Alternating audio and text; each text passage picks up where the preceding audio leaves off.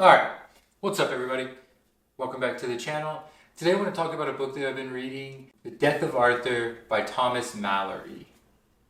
And I'm not finished reading it yet. I'm probably 200 pages into this book. And it's separated into different books within, and currently I'm reading the book of Sir Tristram of Lyonesse. I have no idea if I'm saying any of that right. I know there are a lot of alternate spellings on a lot of these names. And yeah, I just had a lot of thoughts as I was reading this book. And I think the first and foremost is that it's just how much different this book is than what I thought it would be. I think we all have an idea about the stories about King Arthur. And though they definitely derive from this book, from Thomas Malory's version, but they're often deeper reinterpretations. And I think I kind of went into this book expecting those interpretations to be this book, which they're not. And so the first thing I want to mention to anyone thinking about maybe reading this book is that the writing is so much different than I thought. Now granted, this was compiled, the Thomas Malory version, in the 1400s, so the 15th century. So yeah, it's going to be a little different. If there's a spectrum, right, from showing to telling, I feel like this one is skewed heavily to the telling part of that spectrum. And I don't want to sound condescending here, but the thing I kept thinking was, like, if I asked you or anybody to summarize their favorite story quickly and briefly, and you would just hit the high points. They did this, they walked this way, they fought this enemy, they won. That's what this story feels like a lot. There are a lot of these stories where a lot of the same ideas happen over and over. The story is written in a way that's very brief and almost distant from the characters.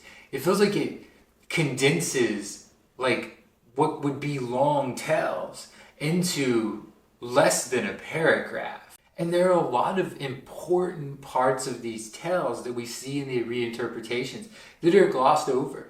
And we get little tension that builds up. And another thing too is that these knights will just be riding and go on these extended journeys in full armor on their horses, maybe with or without their squire. We don't really get a sense of what that's like.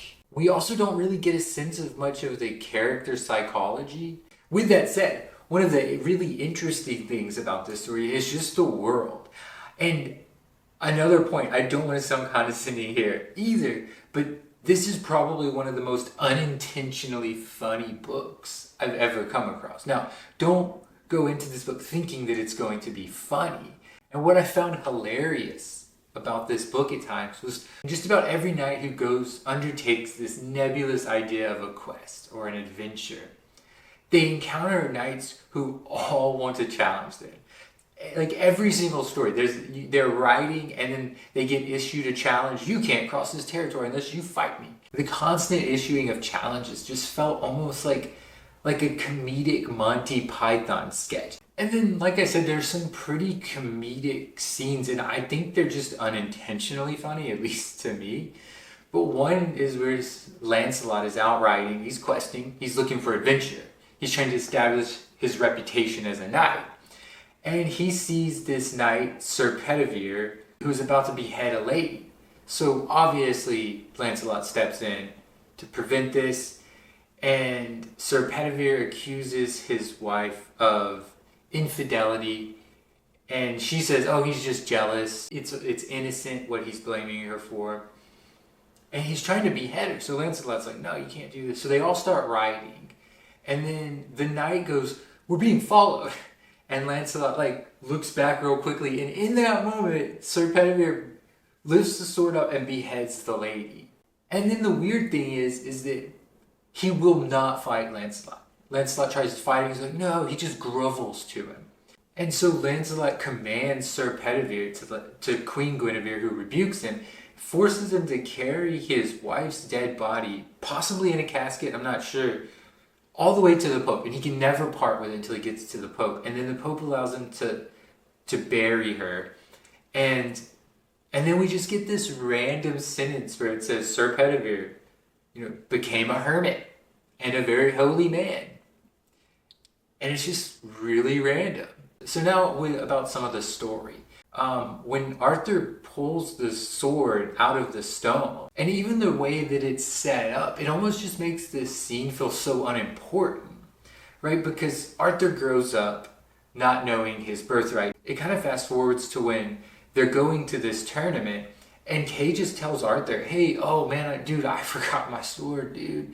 Can you go back and grab it for me? And then Arthur's just like, oh, wasn't there like a sword and a stone that all these people were talking about? Maybe I'll just try to get that one. And it just feels like very anticlimactic and very underwhelming in this story. We know this as this like kind of legendary, heroic, monumental event, and this just feels kind of secondary. The characters in this story are also unusual. For instance, take Sir Tarquin. This guy is good in one story and he's bad in another. In the story where he's bad, he dies, but then he shows up in another story. Most of what we see of them are these very specific, heroic attributes. Like, we know Lancelot as the best knight. We know Lancelot also because of his undying love for Queen Guinevere. That's really all that defines a lot of these characters. Another character like Sir Gawain, he's kind of a reckless knight. One of the first quests that he goes on, when he gets back after questing, he gets rebuked by the Queen and King Arthur. He is one of these knights that has a hard time living up to the chivalry code, which is one of the interesting things about this story. I don't think any of the knights actually live up to this code in full, with the exception of some of the knights, maybe to come from what I've seen later, but I just haven't got there yet, like Sir Galahad maybe. And yeah, there were just a lot of things that I didn't know from King Arthur, like the story of Sir Balin. And this is a pretty tragic tale. I think so far this is probably my favorite one, because it has more of an arc, I felt, to it, a plot arc, and you get a better sense that this sword and this knight are cursed, and that these things befalling him are the result of curses. Like, a lot of awful and appalling stuff happens when Sir Balin is around.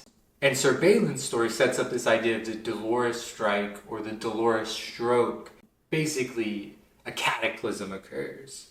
And this sets up for later the quest for the Holy Grail.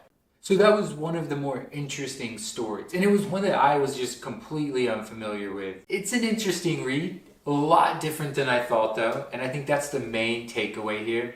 I'm still interested in reading it for the lore and to kind of see where these tales developed from and how the reinterpretations altered or added to characters and plot. I just thought I'd give an update, give some of my thoughts on the death of Arthur. But anyway, hope you enjoyed this video, and as always, thanks for watching. I'll see you on the next one. Peace.